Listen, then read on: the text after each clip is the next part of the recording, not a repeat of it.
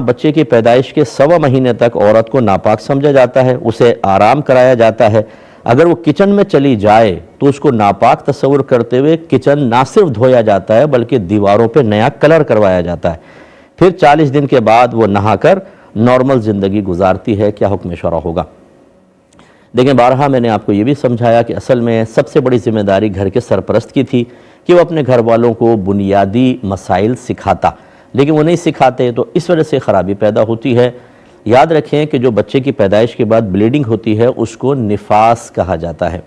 اس کی کم از کم کوئی مدت نہیں ہے۔ اگر ایک دن بعد بلیڈنگ بند ہو گئی، عورت نے انتظار کیا، دن بھر میں نہیں آیا اس کو، تو پھر غسل کر کے اس کو نماز وغیرہ شروع کر دینا لازم ہوگا۔ اب اگر 40 دن کے اندر دوبارہ آ گیا تو کوئی بات نہیں، جتنے بیچ میں دن گزرے ہیں وہ سب کے سب ناپاکی میں ہی شمار ہوں گے، لیکن چونکہ عورت کو نہیں معلوم تھا، اس نے اپنے آپ کو پاک گمان کیا، اس میں اگر وہ نماز پڑھتی ہے یا روزے رکھتی ہے تو کوئی گناہگار نہیں ہوگی۔ اور فرض کر لیں کہ اگر اس نے یہ 1-2 دن میں بند نہیں ہوا بلکہ لگاتار چلتا رہا حتیٰ کہ پورے 40 دن تک چلا تو یہ 40 دن نفاس ہوگا۔ اب اگر فرض کر لیں کہ پہلا بچہ پیدا ہوا تھا، 10 دن کے اندر یہ نفاس بند ہوا، تو یہ سمجھ لیں اس عورت کی عادت کہلاتی ہے، اس کو نوٹ کر لینا چاہیے جب پہلا بچہ پیدا ہو۔ یا جو بھی اور بہنوں کے بھی، جیسے اگر جو پچھلے سال بچہ پیدا ہوا اس کی تاریخ نوٹ کر لیں،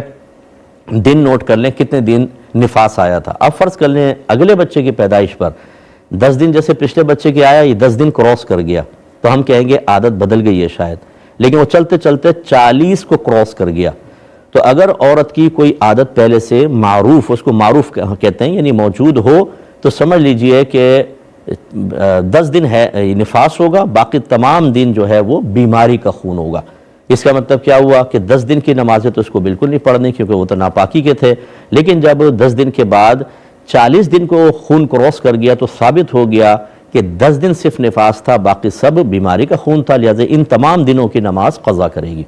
ابھی جو ہمارے گھر کی بڑی بوڑھیاں جیسے آپ نے ارشاد فرمائے زیادہ تر یہی کرتی ہیں، ان کو اپنے بڑوں سے مسئلہ ملا، ان کو اپنے بڑوں سے ملا، علماء سے معلوم کرنے کی زحمت گوارہ نہ کی۔ اگر بچی 1 ہفتے میں پاک ہو جاتی ہے، یہ اس کو کہتی ہیں کہ نہیں تم پاک نہیں ہوئی، تم ناپاک ہو، 40 دن تک ناپاک رہیں گی، باقی 3 ہفتوں کی نمازیں یہ قضا کرواتی ہیں۔ اور ایک دن میں 6 نمازیں ہوتی ہیں، فجر، ظہر، عصر، مغرب اور عشاء اور وطر، اس کو مستقل نماز مانا ہے۔ اب آپ اندازہ کریں کہ 21 کو 6 سے آپ ملٹیپلائی کریں، یہ کتنی زیادہ نمازوں کے قضا کرنے کا سبب بنتی ہیں۔ بعض اوقات اگر 7 دن میں بند ہو گیا تو، اور گناہ کبیرہ اور اس کو حلال اور طیب سمجھنا، ایمان اتنا خطرے میں ہوتا ہے کچھ حد نہیں۔ ایسی کوئی ہماری خاتون بڑی بوڑھی سن رہی ہیں تو ہمیں الٹا سیدھا سنانے کے بجائے اپنی آخرت کی فکر کریں، کیونکہ عنقریب آپ فوت ہوں گی۔ جس کو آپ نے گناہ میں لگایا،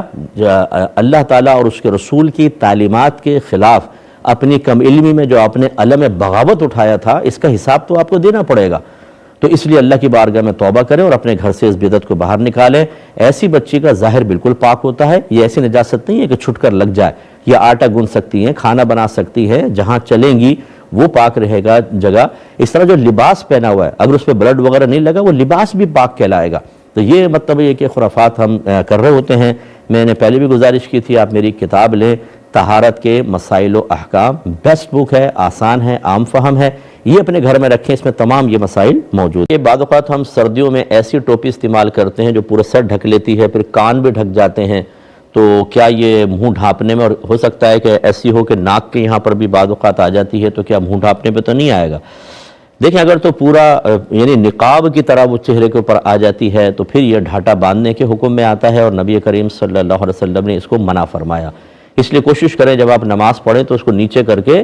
ایسے کر لیں کہ چہرہ آپ کا کھلا رہے، باقی یہاں کے پورا اگر ڈھک جائے تو کوئی مسئلہ نہیں ہے۔ اور اگر فرض کر لیں کوئی شخص ایسا ہے کہ وہ کہتا ہے اگر میں ادھر سے بھی ہٹاؤں گا تو مجھے ٹھنڈ بہت لگتی ہے، بعضوں کو ناک میں بہت ٹھنڈ لگتی ہے، فوراً نزلہ شروع ہو جاتا ہے، چھینکیں لگ جاتی ہیں، تو پھر یاد رکھیں کہ ہماری شریعت اس قسم کے صاحب عذر شخص کے لیے احکام میں رخصت اور نرمی آسانی دیتی ہے، لہذا وہ اگر اس طرح کر لے تو کوئی حرج نہیں ہے۔ لیکن بیسٹ یہ ہوگا کہ اگر وہ کرتا ہے تو اطراف کے 1-2 آدمیوں کو کہہ دے کہ یار میری یہ عذر ہے، اس وجہ سے میں نے ایسا کیا، ورنہ بعض اوقات جو اس قسم کے مسائل کو جاننے والے ہیں وہ بدظن ہو جاتے ہیں، بدگمان ہو جاتے ہیں، اور خصوصاً اگر امام صاحب کے ساتھ ایسا مسئلہ ہو تو بعض اوقات ان سے پوچھے بغیر ان سے وضاحت طلب کیے بغیر لوگ نماز پڑھنا چھوڑ دیتے ہیں کہ جی یہ تو مکروہ تحریمی فعل کر رہے ہیں، تو پھر اگر صحیح عذر ہے تو لوگوں کے سامنے بیان بھی کر دیا جائے۔